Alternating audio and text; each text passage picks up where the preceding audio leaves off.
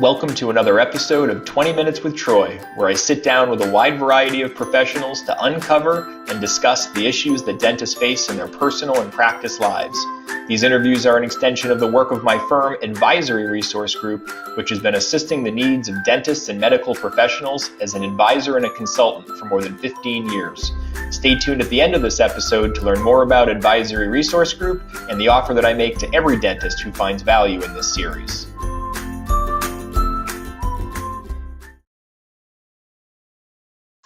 I'm excited to have Amy Cann with me today from HR-ROI. Amy's a human resource consultant in the area, and I know in my clients, one of the biggest concerns, one of the topics of conversation we have most often is around human resource, staffing, employment issues, employment communication. So Amy, you're a really exciting guest to have today, so thanks so much for being with us.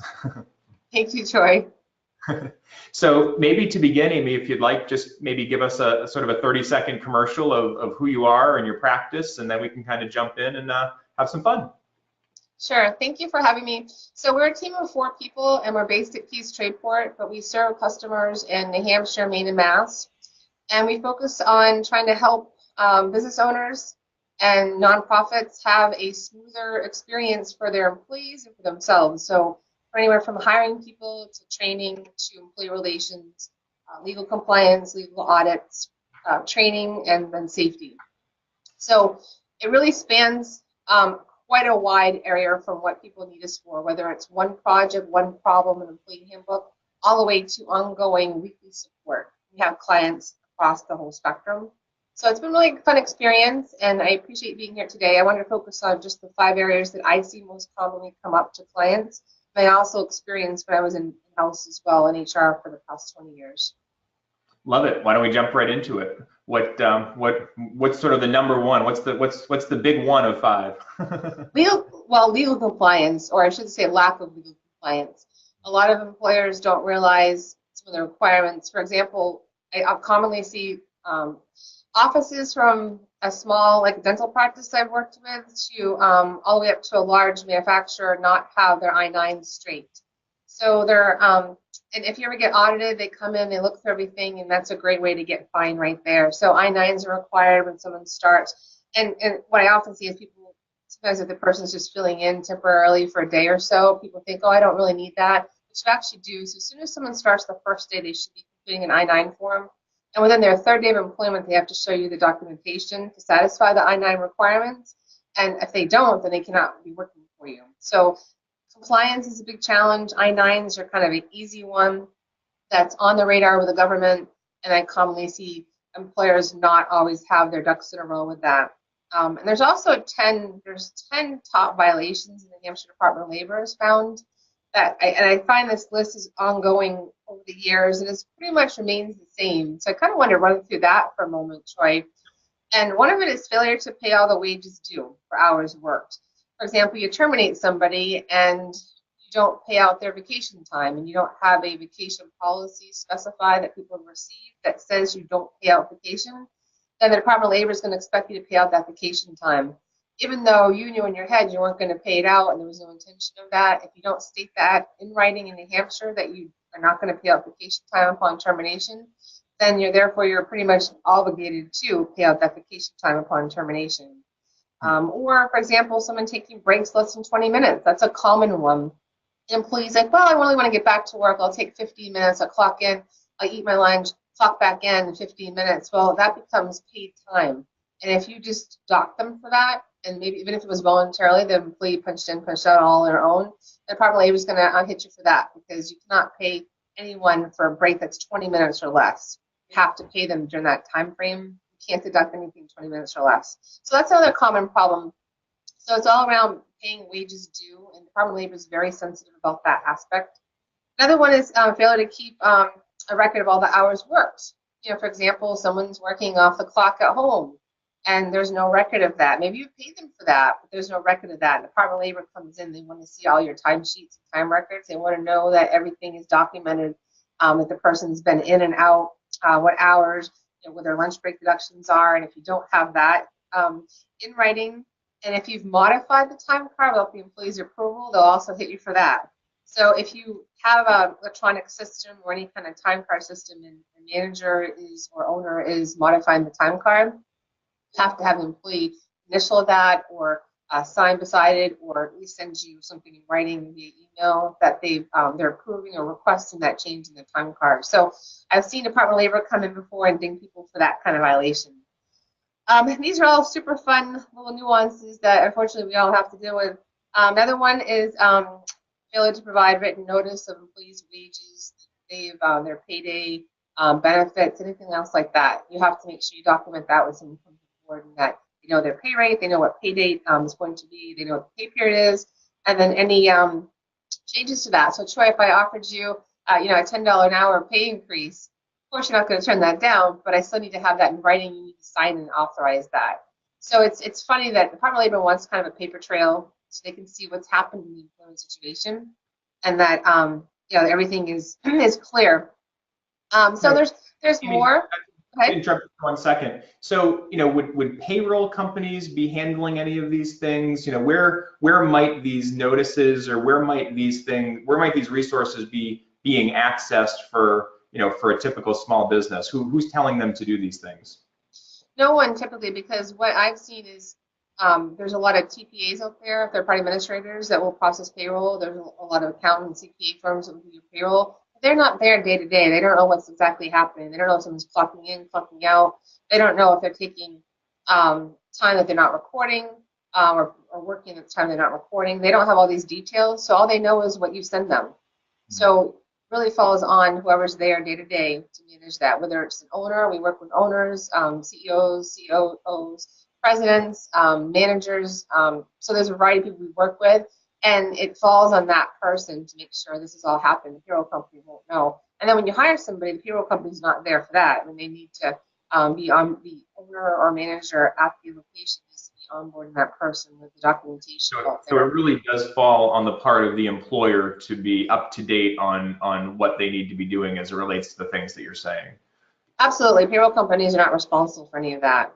They're responsible for submitting your taxes, your quarterly reports, and making sure everyone gets paid on time. And the processing is done from what you provide to them, but you're responsible for what information goes to them.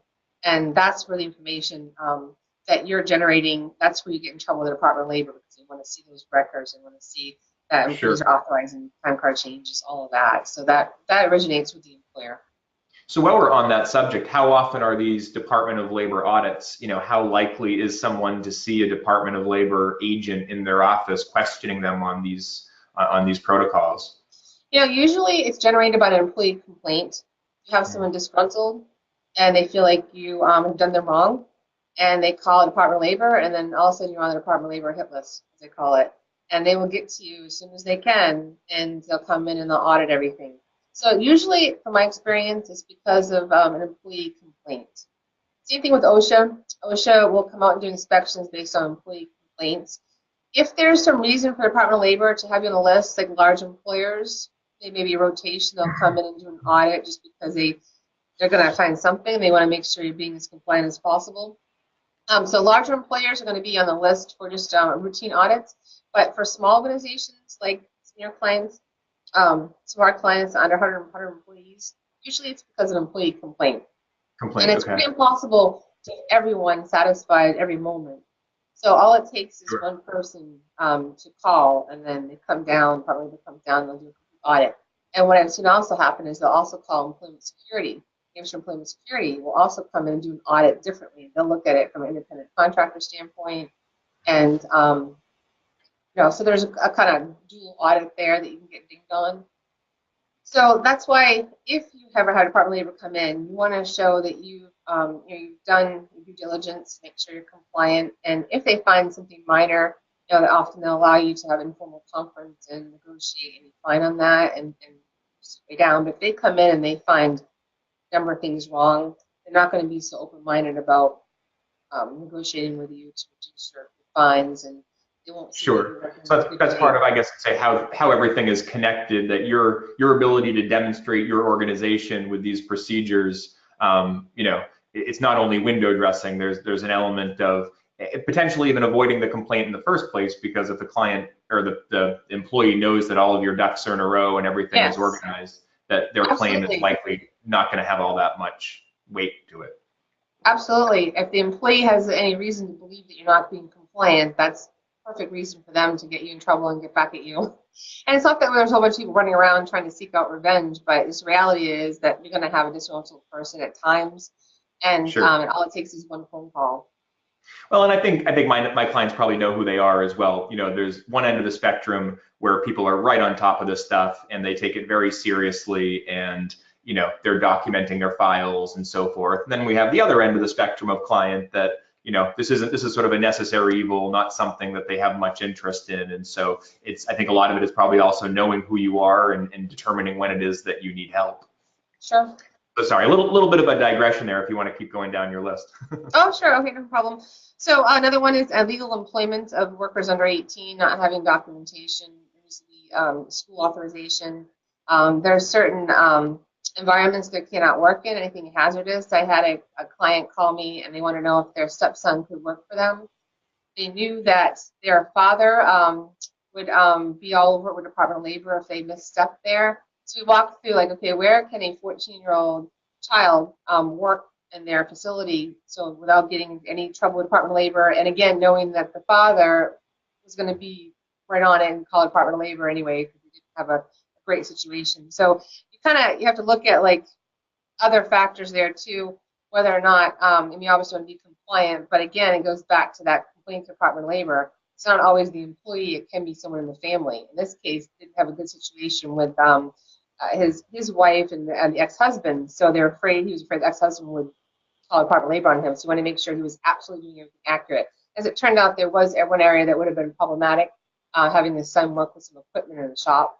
So we had to keep it just administrative for his son. Any child under 18 years old has to be away from anything hazardous. So that's one example. Can you speak to that in the context of a dentist practice, because having children on payroll is a fairly common practice. Is that something that we need to be concerned about, or what are some of the risks, or is there anything that you can speak to on that? The only thing that comes to mind is needles. Needle sticks, obviously very dangerous, passing on contagious, diseases. And I always think of hepatitis and other contaminants, obviously, that come to mind with any medical practice. And that's probably nothing you would have a child doing anyway. That's a professional's role. Of course, right. So aside from that, any contact with blood, bodily fluids, things like that, that would be a problem, obviously.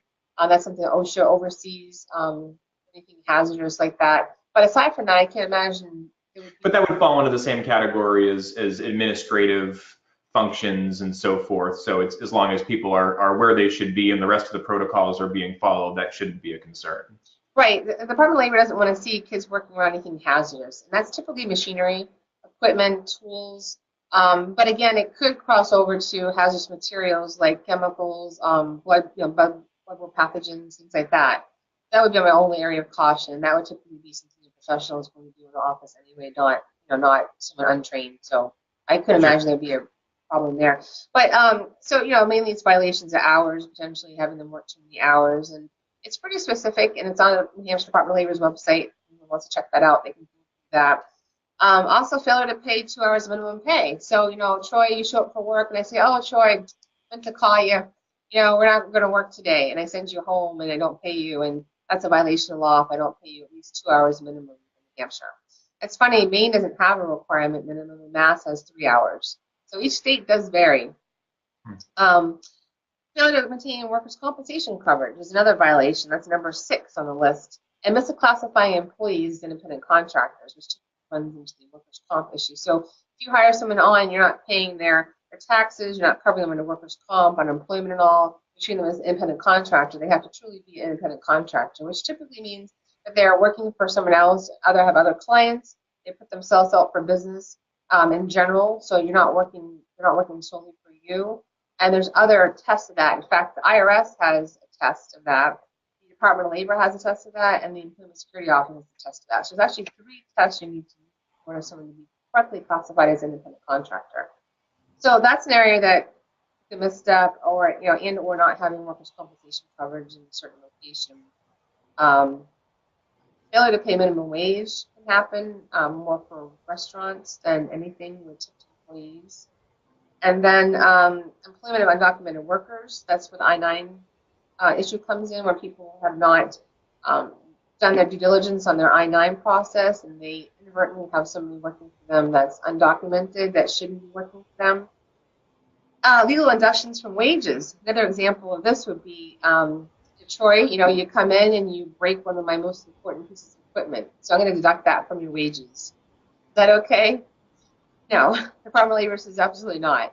You know, that's, you cannot deduct from wages for anything like damage to equipment, other issues like that. It has to be something that's voluntarily benefiting the employee to allow a deduction. For example, health insurance. There's obviously a voluntary element to that. People elect it, and it's a benefit to the employee. So only certain deductions can come from wages. Also, last one that's on the list is failure to have a written safety plan, safety committee, and the safety summary form. And that's only if you have 15 or more employees. There's 15 or more people in there, whether they're part-time or full-time. Department of Labor says any 15 people, regardless of their hours worked, would then require you to have that written safety plan, the safety committee, and then the safety summary form submitted. So, and that's fun. That's where I get into on the safety side with my background to certified safety. So that's a fun part for me, not for employers to complain. So those Sure. are just the 10, that long, you know, list there of items that people should be aware of. And if you go to the Department of Labor's website, New Hampshire UL website, then you can access the list of 10 violations that are most common, and be aware and take proactive measures and make sure you don't get on the bad side of Department of Labor. So maybe when, you know, kind of good segue into other employee manuals. So you mentioned the safety, but, you know, what other types of manuals and procedures and so forth should employers have for their, you know, should every employer have an employee handbook? Is that something that's mandatory? Something that's a best practice? Employee handbooks are not required. You just have to make sure you have documented their pay rates and their pay conditions, their pay date, you know, the pay period, that kind of thing that we talked about. That's the only thing that's required there. As far as your termination practice, again, vacation payouts, sick time payouts, needs to be in writing. But aside from that, and the safety plan requirement that we just talked about for the safety manual for employees, actual handbook is not required. It's considered a best practice because you want employees to know what your expectations are. You want to have guidelines for your organization to follow so that you're being consistent. The biggest thing with employment, I find, is being consistent and fair and communicating, because your expectations are very clear, so that you know that I don't expect people not to harass other employees in the workplace, and then I have a clear reporting policy. Those are best practices that can help defend yourself in court too. They're becoming an affirmative defense. When I have for example, a written harassment policy, people have been trained on that. They know what to expect if there's a harassment situation, and harassment can happen from your coworkers, your managers, or your customers, clients as well. Like, for example, I have some restaurant clients, and I do training for them because they're very liable to customer harassment of their employees. So, like, waitstaff employees can get harassed a lot by customers. And it's a dilemma for customers or for employees because they feel like they have to be nice to customers, otherwise they're in trouble. So it puts you right into a spot because all it takes is one severe harassment situation or a regular customer coming in and creating a pervasive hostile work environment. I mean, you have a harassment claim, and you cannot defend yourself if you don't have a practice in writing and there's been training and people know what to do to report. So that's a best practice, not required in this state, but it's a best practice. Other elements to have documented are just, you know, time off requests, policies around that. You know, what happens with your safety rules, your expectations around the office. I mean, there's certain things it's great to have documented so that expectations are very clear, but all of that's not required. Does that get into sort of corporate culture as well? Sort of, you know, is that something that you would try to communicate in an employee handbook, or if not, are there other ways in which you'd advise your clients to do that, or do you assist them in doing that? You know, if somebody has, let's say, a newer staff and they're trying to really sort of, you know, again, put their stamp on you know, what they want their practice to look like and their vision and so forth, and they're trying to communicate that to their employees. They're obviously trying to be compliant, but they're also trying to, you know, demonstrate that vision. Is that something that you can help with, or? Well, it's something that we do come in and help with cultural assessments and advising management teams on how to best approach it, but it has to come from within the company. You can't come in and slap on a culture.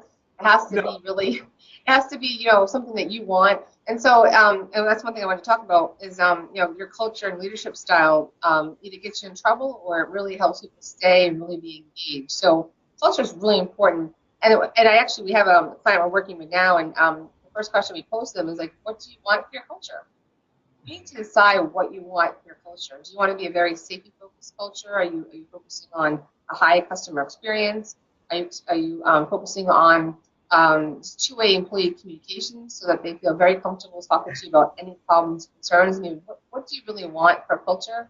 So you have to decide that first, and then you really need to assess whether or not employees are on the same page as that, and kind of find out, if there's a kind of gap there, and then you need to adjust, your leadership style to meet what you'd like to see as a culture. So, for example, if I want to have a safety-focused culture, yeah, I don't exemplify that practice myself, and day to day, I act unsafe, or I show, irritation if someone's taking longer because they're being practicing something in a safer way. But I'm not, I'm failing my expectations on the culture side. So you have to really, I guess this comes back to, say what you mean, mean what you say. If you want a certain culture, a certain way, you have to show that leadership example of it day in, day out. Because top management drives the culture, whether it's a dental practice owner or a CEO or, whatever situation we're looking at, it always comes from the top down. And you really have to decide, what kind of culture do you want, and then you need to align your behaviors with that to support that kind of culture. Because employees, a lot of times they leave not because of pay, they leave because of their manager, supervisor interactions with them, their relationship with them. And if you have a culture that is negative or hostile or just uncaring, or employees have no voice, then people are going to be more likely to leave. Not because you're paying them a certain pay rate, but because they're just not happy day to day, coming in, and they're not engaged that way. So culture really is important, but it's a big conversation. How do you help modify that culture? So if somebody knows they've got a misalignment and things don't feel the way that they want them to, is that something that you would come in and help consult on? Yes, we work with the management team to create more desired behaviors to create the outcomes they want. So, for example, it could be coaching the management team on being more responsive, because it's hard to get time in your day to listen to people. But if you don't, you're missing so many opportunities. One thing, you're creating the feeling that you don't really care about them, but you're also missing opportunities to hear about problems or continuous improvement initiatives that you could do that would improve your efficiency, productivity, total cost, create stronger client customer satisfaction. So, we work with a management team to talk about how to adjust their style so that they're more approachable, more responsive. And I talk a lot about situational leadership, which is applying the right leadership style to the situation, or more often the employee. So if I'm a new employee, I need a lot more support and mentoring than an experienced employee. So it's kind of avoiding that micromanagement style that sometimes people get into when you have an employee that does not need to be micromanaged. And also providing enough support to a new employee that maybe people don't have time to try to develop. So there's different elements of that, but culture really comes back to leadership. And then we work, and I teach at SNHU, and I do some leadership classes there, and I do some UNH too. And it's a broad issue, but it really comes down to just common sense approach. Treat people like you want to be treated, and make sure your expectations are very clear, and just listen. That's the core elements of it, really. Interesting. And okay, great. What other types of employee sort of issues do you find, and ways in which that you can help these small practices solve them? Well, one's competitive hiring. I wrote an article on competitive recruiting because it is a competition out there. Right now, unemployment's so low, and employees are going to go to the company that seems the best fit for them, that they feel the best about, that they feel optimistic about. So you really are in competition. And the biggest problem we find, Troy, is that organizations are not managing their public profiles. So for example, Indeed.com or Glassdoor.com, if you haven't claimed your your employment profile, then you have no control over what everyone's saying about you. And I encourage everyone to go on Indeed.com and Glassdoor.com and see what people are saying. I've had clients, I suggest they do that, and they're horrified because they see that there's 10, 15, 20 negative reviews about them, and they're not contested because they haven't claimed their page. So basically, there's, say 10 negative reviews sitting out there on the same page you're trying to recruit somebody to start working for you. And then you have a competition or a competitor who maybe is completely unrelated to you, but they're still looking for the same office manager. There's an office manager, and maybe one's a retail organization, one's a dental practice, and one's a manufacturer. They're all looking for an office manager. And the employee's going to look at those profiles because they're right there on Indeed.com. The reviews from employees are right there, right near your job posting. So they're going to look at that, most of them. And if they find that your reviews are all negative, but your competition, that retailer, that manufacturer's, that competition doesn't have negative reviews, maybe they have positive reviews, maybe they have negative reviews, but they've addressed them because they claimed their page, they're gonna gravitate towards those companies that look like they're a better place to work. So I encourage people to think of it as it's competition. You've got to be out there. You've got to know your competition. You know who's recruiting for what out there. You have to know your customers, which are the potential employees. What are they looking for? You want to make sure you identify how to differentiate yourself. Why is your place different? You want to manage your public profile so that you're not leaving negativity out there. Same thing for any public facing, like for clients and customers. Again, worked with a restaurant company, and they didn't know that they had a lot of negative customer reviews out there they weren't actually addressing. So I guess, I just encourage people to look at your public facing information, Indeed, Glassdoor, Yelp, Facebook.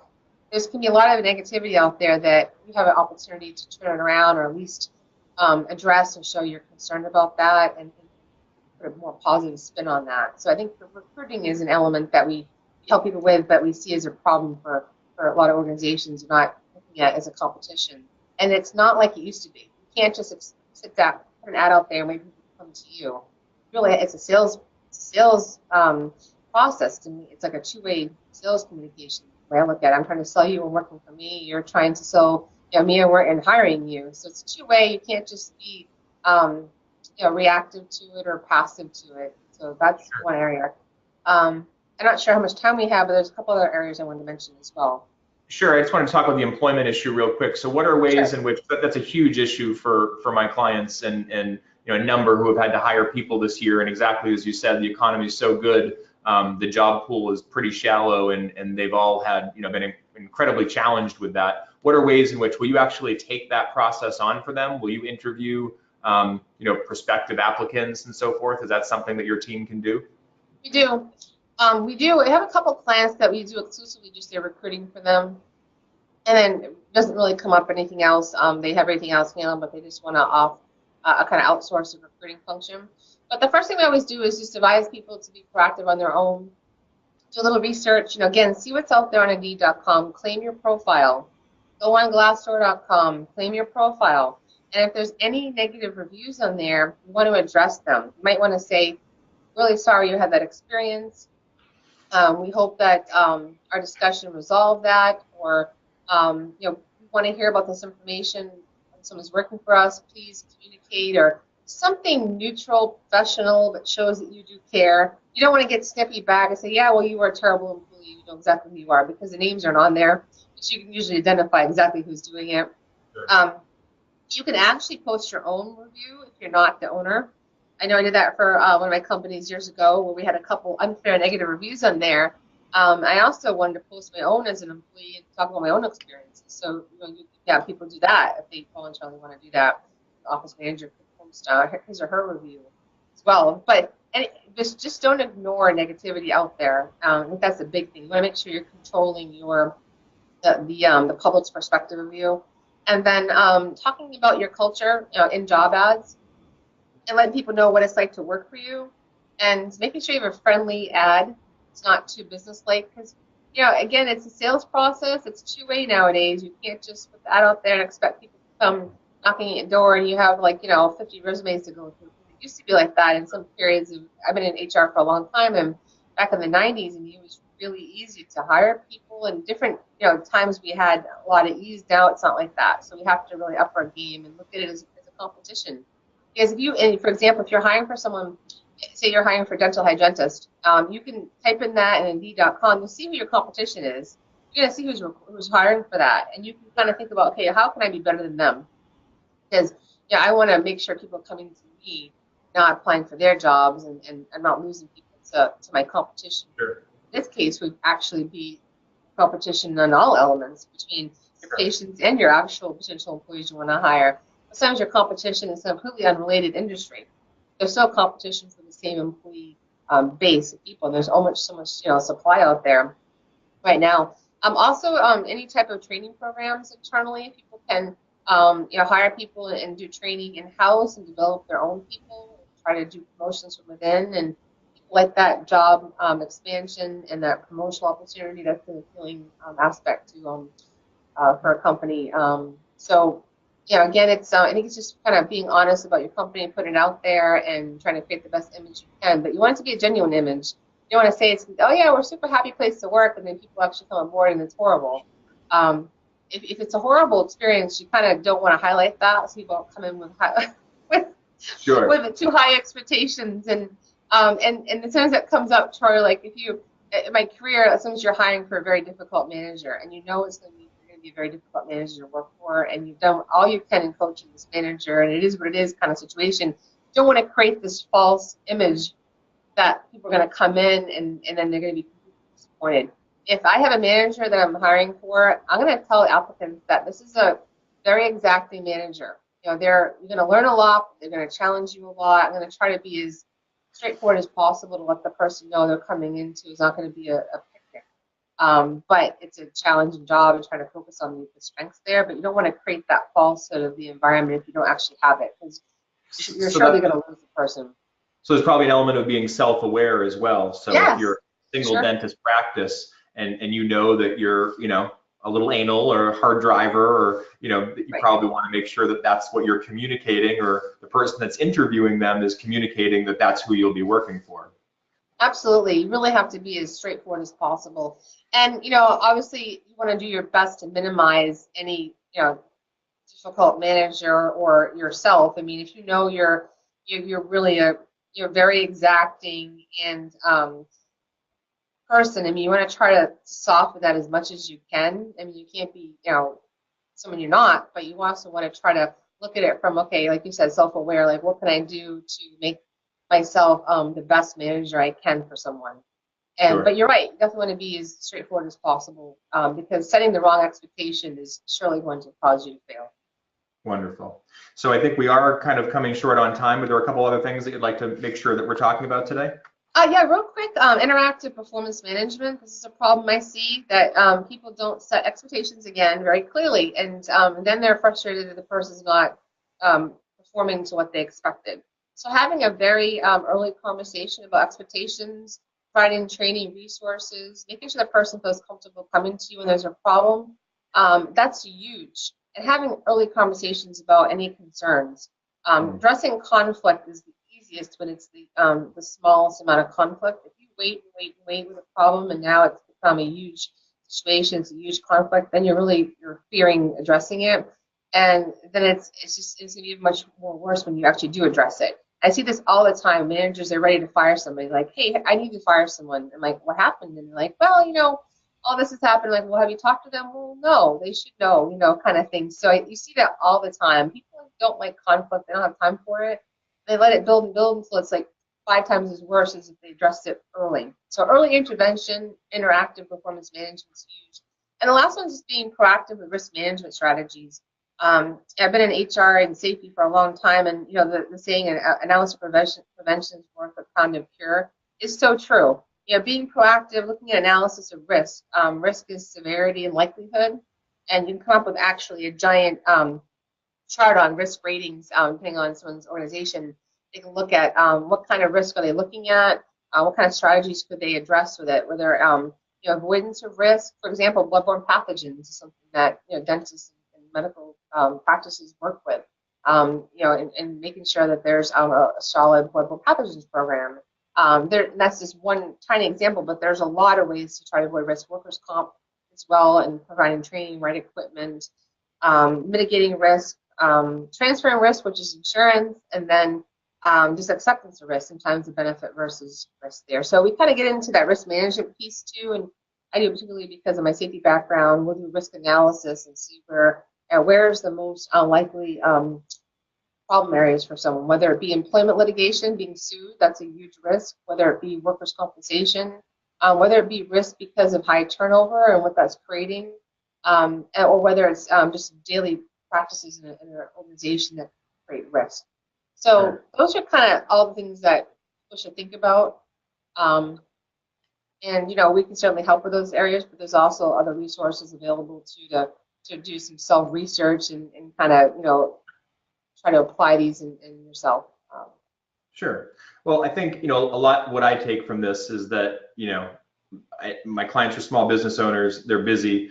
They're pulled in hundreds of different directions, and so I think this information may be available, but it's putting it into context and making sure that everything is being implemented exactly as it should be. And I think if I'm understanding you correctly, that's really where you add value here, which is to help them understand all the different elements that they're trying to accomplish, the different things that, one might be from a compliance perspective, but the other might just be from a business culture, running smoothly perspective. But those are all things that you can help them identify, structure a plan around, and then keep them accountable to that plan going forward. Is that correct?